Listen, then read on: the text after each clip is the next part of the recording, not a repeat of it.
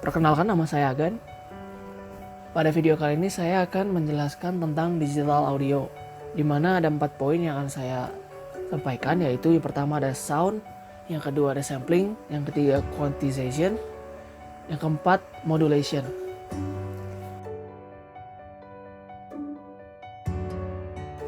Langsung saja, apa itu suara? Suara adalah sebuah tekanan atau gelombang yang diciptakan oleh benda bergetar. Bunyi yang kita keluarkan dari mulut juga merupakan suara. Nah, bagaimana suara diproduksi? Gelombang suara adalah gelombang mekanik yang mana diproduksi ketika suatu bergetar. Benda yang bergetar menyebabkan medium di sekitarnya ikut bergetar juga, menghasilkan apa yang disebut sebagai gelombang longitudinal yang kita dengar sebagai suara. Pada gelombang longitudinal, pergerakan partikel-partikel seperti molekul udara dalam udara searah dengan arah perpindahan energi. Gelombang suara terdiri dari bagian bertekanan tinggi dan rendah yang disebut sebagai compression dan rarefaction. Gelombang suara saat bicara, mendengarkan musik, getaran, kembang api, dan lainnya sampai kepada kita melalui perantara udara, atmosfer adalah gelombang longitudinal. Ini adalah contoh dari compression atau pemadatan dan rarefaction penyebaran. Nah, gabungan dari compression dan rarefaction ini merupakan gelombang longitudinal. Dan ini apabila digambarkan dalam sebuah grafik, ada bukit dan ada lembahnya. Nah, gelombang suara juga disebut sebagai gelombang longitudinal, dan hasil longitudinal gelombang adalah hasil dari kompresi dan rarefaction atau pemisahan di dalam sumber suara. Nah, ini yang tadi ya. Nah, kalau compression itu dia sama dengan bukit dan rarefaction sama dengan lembahnya. Oke, sekarang itu ada amplitudo, frekuensi, panjang gelombang, dan percepatan. Amplitudo adalah kelas keras lemahnya bunyi atau tinggi rendahnya gelombang yang dinyatakan dalam satuan desibel atau dB. Sedangkan frekuensi itu banyaknya periode dalam 1 detik hertz atau cycles per second. 1 hertz itu 1 vibration per second. Nah, suara infrasonik itu mulai dari 0 hertz sampai 20 hertz. Lalu pendengaran manusia itu 20 Hz sampai 20 kHz, sedangkan ultrasonik itu 20 kHz sampai 1 GHz, dan hypersonic adalah 1 GHz sampai 10 THz. Sistem multimedia menggunakan suara yang berbeda dalam range pendengaran manusia yang dikenal sebagai audio, dan gelombangnya sebagai acoustic signal. Sedangkan suara di luar range pendengaran manusia disebut noise. Contohnya seperti ini. Oke, setelah itu ada panjang gelombang.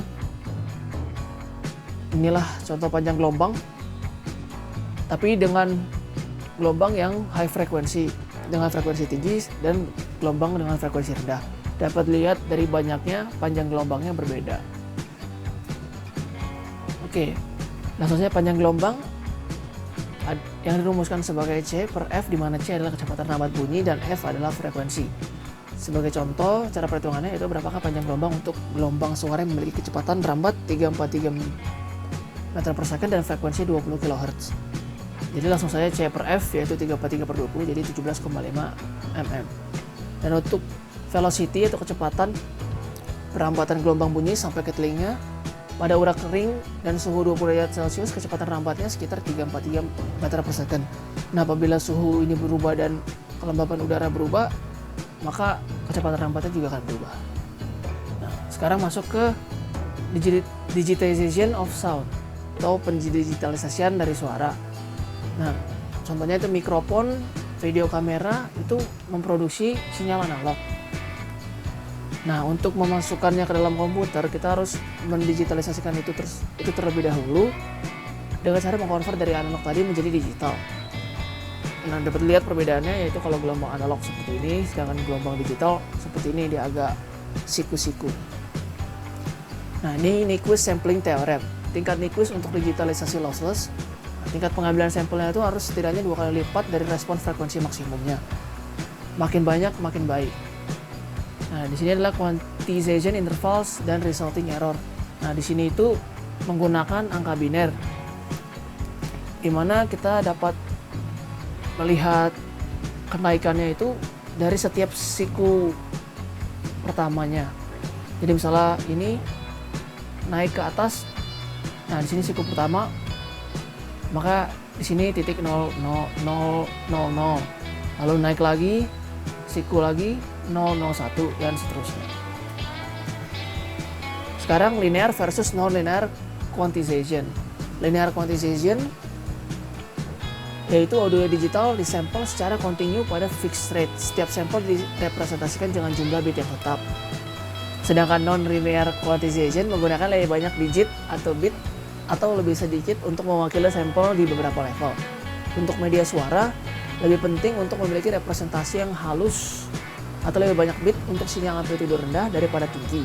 Karena sinyal amplitude rendah lebih sensitif terhadap noise, dan dengan demikian kuantitasi non-linear digunakan. Lalu masuk ke delta modulation. Nah, pada delta modulation ini sinyal analog di tracking. Apabila naik, atau move up ataupun down, turun satu level dari delta pada tiap interval sampel. Nah, bit 1 digunakan untuk merepresentasikan kenaikan level tegangan pada sinyal dan bit 0 untuk merepresentasikan turunnya level tegangan. Nah, output dari DM adalah bit tunggal untuk setiap sampel. Digunakan juga pada berbagai teknik kompresi data. Seperti contoh interframe coding teknik for video. Nah, di sini dapat kita lihat ya, kalau misalnya dia naik, move up, dia ditunjukkan dengan bit 1.